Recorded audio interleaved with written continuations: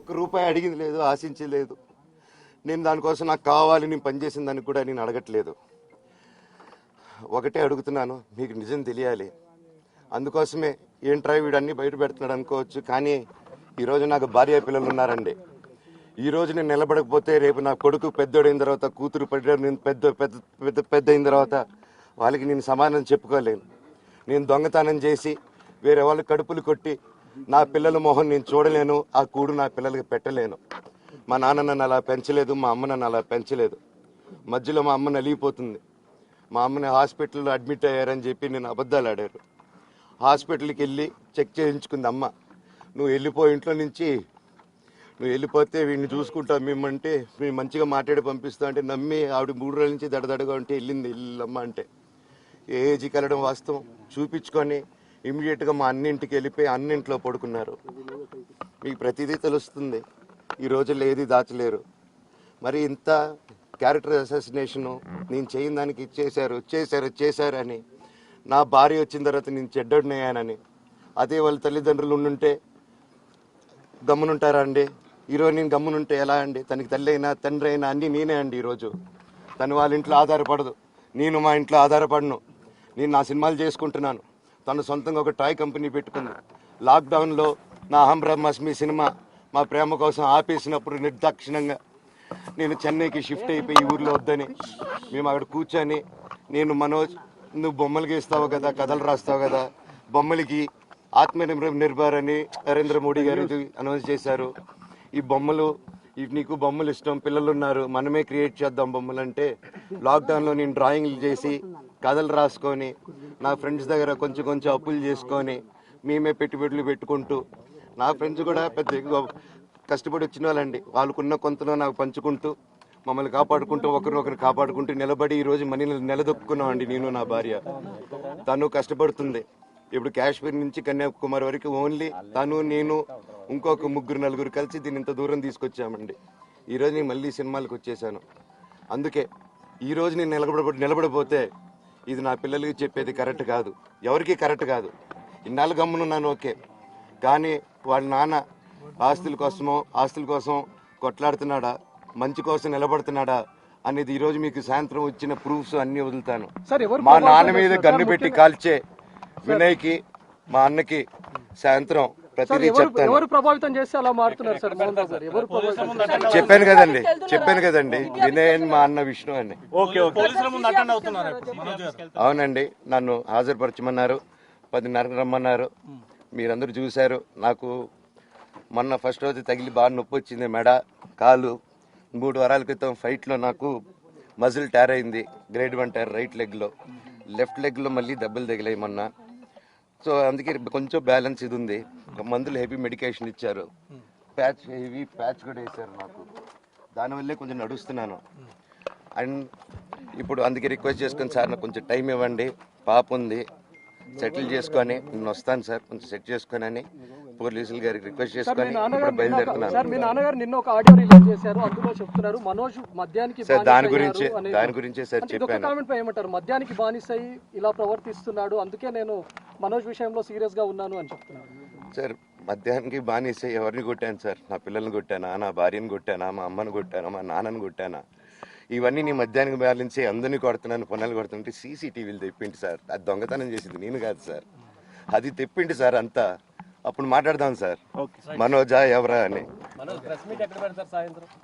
చెప్తానండి. నాకు ఇంకా కొంచెం క్లారిటీ రావాలి. కమిషనర్ ఆఫీస్కి వెళ్తాను, వాళ్ళని కలుస్తాను, రిక్వెస్ట్ చేసుకుంటాను, మాట్లాడుకొని వాళ్ళు ఏం చెప్తారు. 5:30కి మాట్లాడతానన్న. రంజిత్ అన్న, ఇంకా అన్న, సారీ అన్న, సూర్యం అన్న, సారీ అన్న.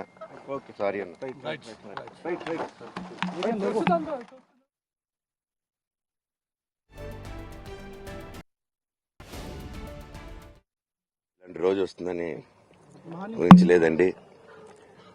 నిజంగా మీడియా మిత్రులకి, ముఖ్యంగా 2 అన్నలకి నా క్షమాపణలు.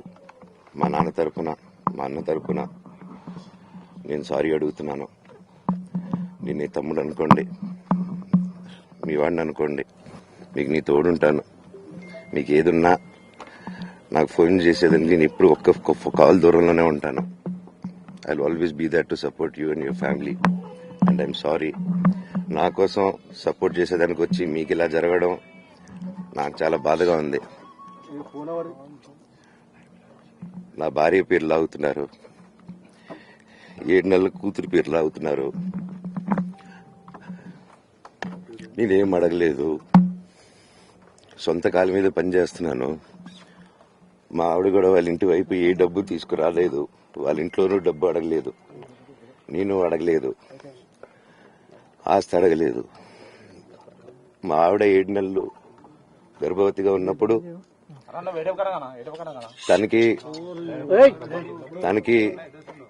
7 నెలలు ఉన్నప్పుడు మా అంకుల్ వాళ్ళు ప్రతి ఒక్కరూ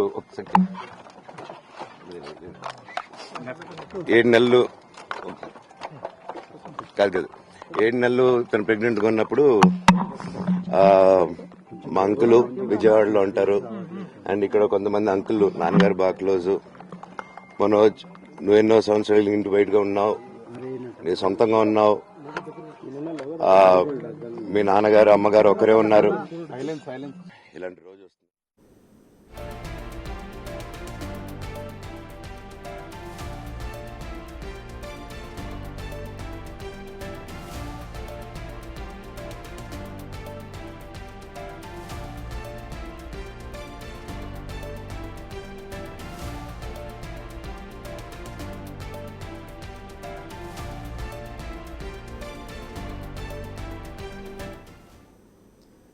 మీడియాతో మాట్లాడుతూ కన్నీళ్లు పెట్టుకున్నారు మంచు మనోజ్. సాయంత్రం 5:30 ప్రెస్ మీట్ పెట్టి ఆధారాలను రిలీజ్ చేస్తా అంటూ కూడా అని చెప్పారు. మరి కాసేపట్లో ఇటు రాచకొండ సిబి ముందు హాజరు కాబోతున్నారు మంచు మనోజ్. అయితే ఆల్రెడీ రిక్వెస్ట్ చేసుకున్నాను పోలీసులకు అని కూడా ఆయన చెప్పడం మనం విన్నాము.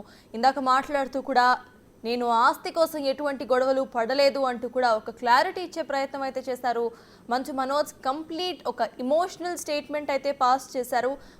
మా నాన్న ఎందుకు అలా అంటున్నారో నాకు తెలీదు, నేను తాగి ఎవరిని కొట్టానో చెప్పాలి అంటూ కూడా ఆయన మాట్లాడారు. అయితే ఆయన మాట్లాడుతూ మా అమ్మ హాస్పిటల్లో జాయిన్ అయింది అన్న విషయం, అడ్మిట్ అయ్యారు అన్న విషయం పూర్తిగా అబద్ధం. కేవలం చెకప్లు చేయించుకోవడానికి మాత్రం ఏఐజీకి వెళ్ళిన విషయం వాస్తవమే, కానీ అక్కడే అడ్మిట్ అయిన విషయం కరెక్ట్ కాదు, అది తప్పు.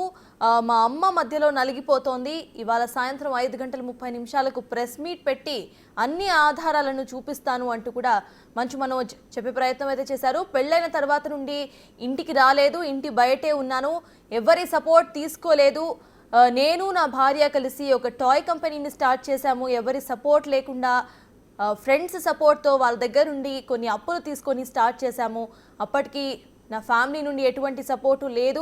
ఇప్పుడు కూడా నా వంతు నేను సినిమాలు చేసుకుంటున్నా, తన వంతు తన బిజినెస్ రన్ చేసుకుంటుంది. ఎప్పుడు కూడా మా నాన్న మీద డిపెండ్ అయ్యింది లేదు. ఇప్పుడు కూడా ఆస్తి గురించి మేము మాట్లాడలేదు. అసలు ఆస్తి అని ఎందుకు తెస్తున్నారు నాకు అర్థం కావట్లేదు అంటూ కూడా మంచు మనోజ్ ఆవేదపూరితమైన స్టేట్మెంట్స్ని అయితే పాస్ చేశారు.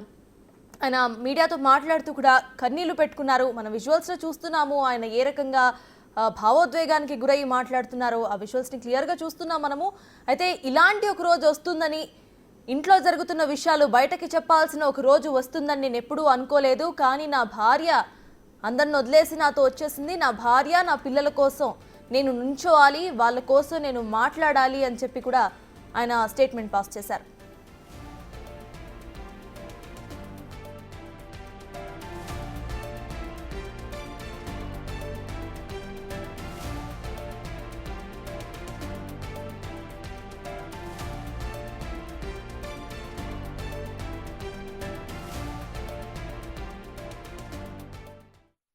ఇలాంటి రోజు వస్తుందని ఊహించలేదండి.